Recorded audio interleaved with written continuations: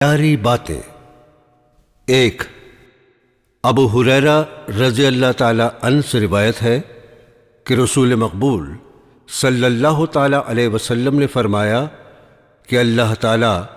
تمہارے جسموں اور صورتوں کو نہیں دیکھتا بلکہ اس کی نظر تو تمہارے دلوں پر ہے۔